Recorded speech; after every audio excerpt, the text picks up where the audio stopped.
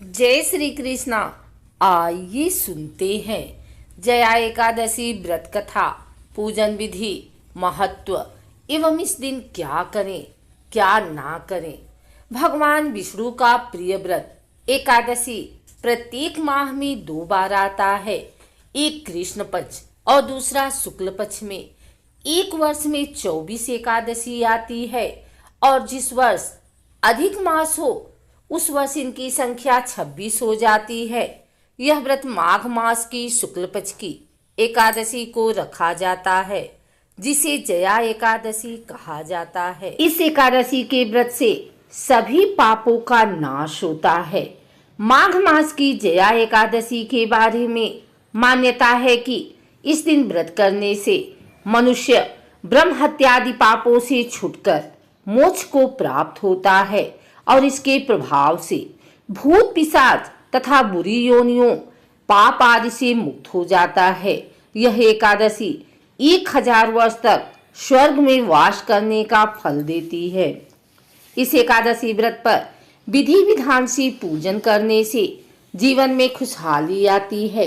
हिंदू धर्म शास्त्रों के अनुसार एक बार इंद्रलोक की अप्सरा को श्राप के कारण पिशाच योनि में जन्म लेना पड़ा।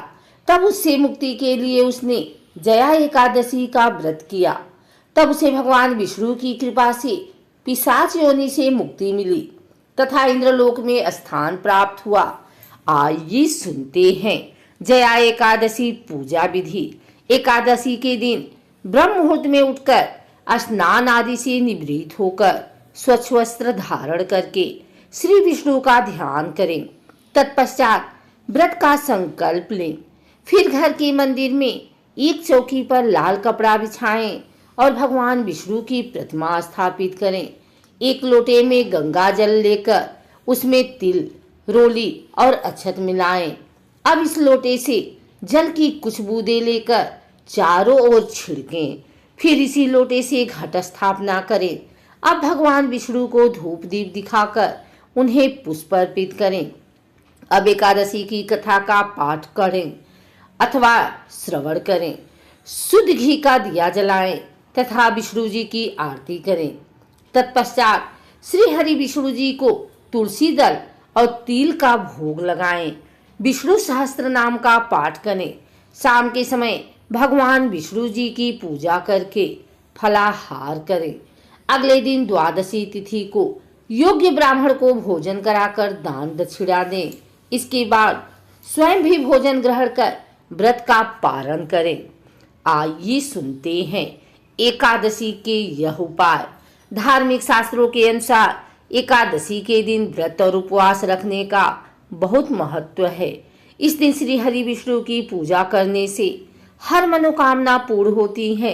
एकादशी के दिन तुलसी युक्त खीर भगवान विष्णु को अर्पित करें। दरिद्रता दूर करने के लिए एकादशी के दिन तिल का उपयोग तथा दान करने से पापों का नाश होकर स्वर्ग में स्थान मिलता है। एकादशी के दिन गेंदा, आंवला या तुलसी का पौधा अवश्य ही लगाएं। यह बहुत ही शुभ माना जाता है।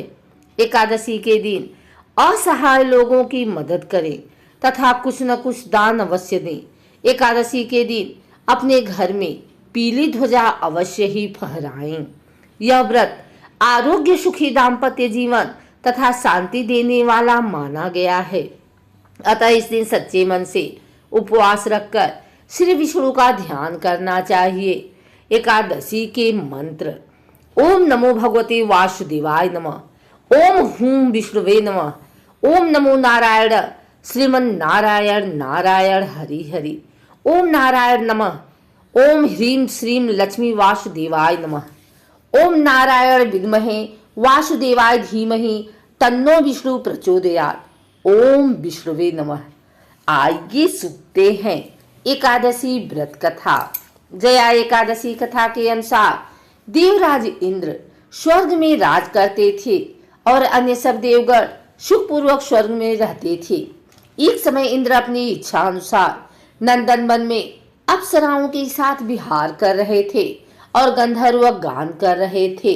उन गंधर्वों में प्रसिद्ध पुष्पदत्त तथा उसकी कन्या पुष्पवती और चित्रसेन तथा उसकी स्त्री मालिनी भी उपस्थित थे। साथ ही मालिनी का पुत्र पुष्पवान और उसका पुत्र माल्यवान भी उपस्थित थे।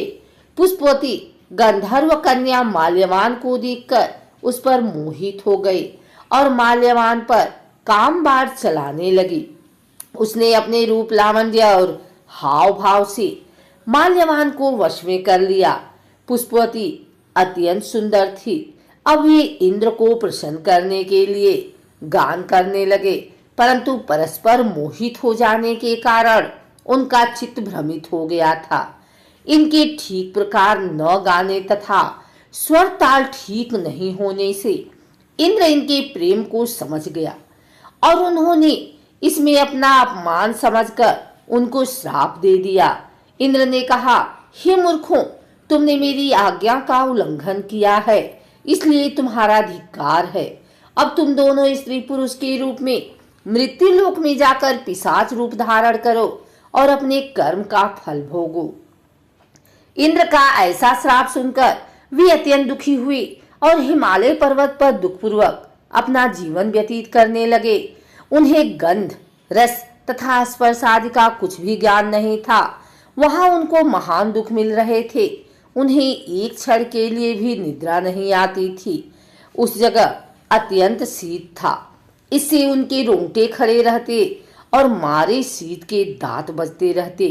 एक दिन पिशाच ने अपनी स्त्री से कहा कि पिछले जन्म में हमने ऐसे कौन से पाप किए थे जिससे हमको यह दुखदायी पिशाच योनि प्राप्त हुई। इस पिशाच योनि से तो नरक के दुख सहना ही उत्तम है, अतः हमें अब किसी प्रकार का पाप नहीं करना चाहिए। इस प्रकार विचार करते हुए वे अपने दिन व्यतीत कर रहे थे। दैवयोग से तभी माघ मास में शुक्ल पक्ष की जया नामक एकादशी आई। उस दिन उन्होंने कुछ भी भोजन नहीं किया और न कोई पाप कर्म ही किया, केवल फल फूल खाकर ही दिन व्यतीत किया और सायंकाल के समय महान दुख से पीपल के वृक्ष के नीचे बैठ गए। उस समय सूर्य भगवान अस्त हो रहे थे। उस रात को अत्यंत ठंड थी, इस कारण वे दोनों शीत के मारे अति दुखित होकर मृतक के समान आपस में चिपटे हुए पड़े रहे।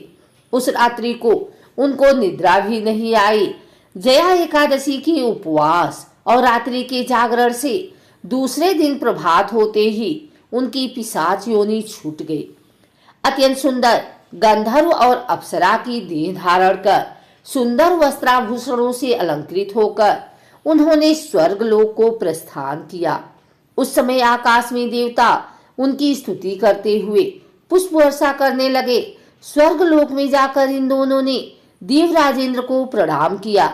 इंद्र इनको पहले रूप में देखकर अत्यंत आश्चर्यचकित हुए और पूछने लगे कि तुमने अपनी पिशाच योनि से किस तरह छुटकारा पाया, सो अब हमें बतलाओ। माल्यवान बोले कि हे देवेंद्र, भगवान विष्णु की कृपा और जया एकादशी के व्रत के प्रभाव से ही हमारी पिशाच देह छूटी है। तब इंद्र बोले कि हे माल्यवान, भगवान की कृपा और एकादशी का व्रत करने से न केवल तुम्हारी पिशाच योनि छूट गई, वरन हम लोगों के भी बंदनीय हो गए, क्योंकि विष्णु और शिव के भक्त हम लोगों के बंदनीय हैं। अतः आप धन्य हैं। अब आप पुष्पवती के साथ जाकर विहार करो। अतः इस जया एकादशी के व्रत से बुरी योनि छूट जाती है। जिस मनुष्य ने इस एकादशी का व्रत किया है, उसने मानो सब यज्ञ, जप, दान आदि कर लिए। जो मनुष्य जया एकादशी का व्रत करते हैं, वे अवश्य ही 1000 वर्ष तक स्वर्ग में वास करते हैं। एकादशी व्रत का संकल्प 10वीं तिथि को सायंकाल के पश्चात लेना चाहिए। एकादशी व्रत से एक दिन पूर्व ही तुलसी के पत्ता तोड़कर रख लेना उचित माना गया है, क्योंकि एकादशी के दिन तुलसी के पत्ते तोड़ने से दोष लगता है। एकादशी के प्रातः काल स्नान आदि से निवृत्त होकर व्रत एवं श्री विष्णु पूजा का संकल्प लेकर विधि पूर्वक पूजन करना चाहिए। भगवान विष्णु की पूजा में पंचामृत एवं तुलसी के पत्तों का उपयोग अवश्य करना चाहिए। हिंदू पंचांग के अनुसार प्रतिवर्ष माघ महीने के शुक्ल पक्ष में जया एकादशी आती है, अतः इस दिन उपवास रखकर धूप दीप नैवेद्य आदि से श्रीहरि का पूजन करने का नियम है। इस दिन तिल का दान करना अच्छा माना जाता है, अतः अपने सामर्थ्य अनुसार तिल का दान अवश्य करें।